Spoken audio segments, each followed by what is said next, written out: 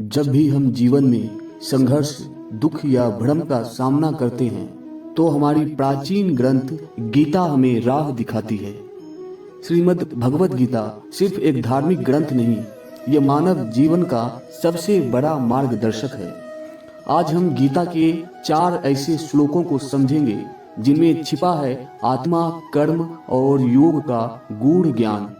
हर श्लोक आपको अंदर तक झकझोर देगा, तो इस वीडियो को अंत तक देखिए क्योंकि यहाँ हर शब्द आपकी जिंदगी बदलने की शक्ति रखता है। क्रोधाद भवति सम्मोह, सम्मोहात् स्मृति विभ्रम, स्मृति भंशाद बुद्धि नाशो, बुद्धि नाशात् प्रणश्यति। यह श्लोक हमें सिखाता है कि क्रोध इंसान का सबसे बड़ा शत्रु है। क्रोध से हमारे मन में मोह पैदा होता है।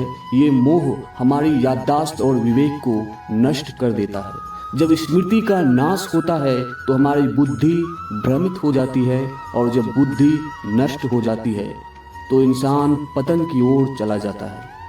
सोचिए, जब हम क्रोधित होते हैं तो हम कितने गलत फैसले लेते हैं। क्रोध केवल हमारी सोचने की शक्ति को खत्म करता है, लेकिन उसके परिणाम हमें लंबे समय तक भुगतने पड़ते हैं। इसलिए गीता हमें सिखाती है कि क्रोध को नियंत्रित करना ही जीवन का सबसे बड़ा धर्म है। अगला श्लोक सुनिए जो आपकी आत्मा के अमर और अजय स्वरूप का वर्णन करता है। इसे सुनकर आप खुद को अलग नजरिए से देखेंगे। नैनम छिद्रन्ति शस्त्राणि, नैनम दहति पावका, न चैनम क्लेत्यन्त्यापो, न शोषयति मारुतः। इस श्लोक में श्री कृष्ण आत्मा की शाश्वतता और अमरता का वर्णन करते हैं। आत्मा को न कोई शस्त्र काट सकता है, न आग जला सकती है, न पानी इसे गीला कर सकता है, और न ही हवा इसे सुखा सकती है। ये श्लोक हमें ये समझाने की कोशिश करता है कि हमारा असली स्वरूप ये शरीर नहीं है, बल्कि वह आत्मा है जो अजर, अमर और अविनाशी है। जैसे शरीर पुराने वस्त्र को त्याग कर नए वस्त्र धारण करता है, वैसे ही आत्मा पुराने शरीर को छोड़कर नया शरीर धारण करती है। तो सोचिए, जब आत्मा अजर अमर है तो हमें किस बात का डर? क्या आप जानना चाहते हैं कि जीवन की हर परिस्थिति में संतुलन कैसे बनाए रखें?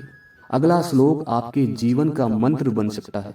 इसे ध्यान से सुनिए। सुख दुखे समे कृत्वा, लाभा लाभो जया जयो, ततो युद्धाय युज्यस्व, नैवं पापम वाप्यसि।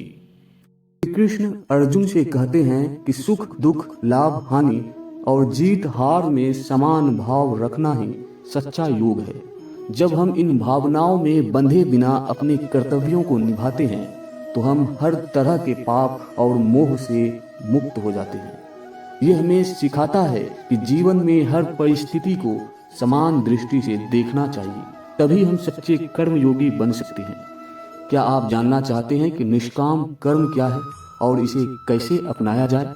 अगले श्लोक में इसका राज छिपा है। योगस्थः कुरु कर्माणि, संघं त्यक्त्वा धनंजया, सिद्ध सिद्ध्यो समो भूत्वा, समत्वं योगी उच्यते। श्री कृष्ण इस श्लोक में अर्जुन से कहते हैं, योग में स्थित होकर अपने कर्म करो और मोह को त्याग दो। सफलता असफलता में समान भाव रखना ही सच्चा योग है। ये श्लोक हमें बताता है कि निष्काम भाव से कर्म करना ही योग है। जब हम फल की चिंता किए बिना अपने कार्यों को अर्पित करते हैं तो हम सच्चे योगी बन जाते हैं। ये जीवन का सबसे बड़ा सबक है, जिसे समझने से हम हर संघर्ष को जीत सकते हैं। गीता का ये श्लोक जीवन जीने की कला है। ये हमें सिखाते हैं कि क्रोध को कैसे नियंत्रित करें, आत्मा की अमरता को समझे और निष्काम भाव से कर्म करें। अगर आप इन श्लोकों को अपने जीवन में अपनाते हैं तो हर कठिनाई, हर समस्या का समाधान मिल सकता है। क्या आपको ये ज्ञान उपयोगी लगा? इसे लाइक करें, अपने दोस्तों और परिवार के साथ शेयर करें, चैनल को सब्सक्राइब करें और हमें बताइए कि इन श्लोकों में से आपका सबसे पसंदीदा कौन सा है। धन्यवाद।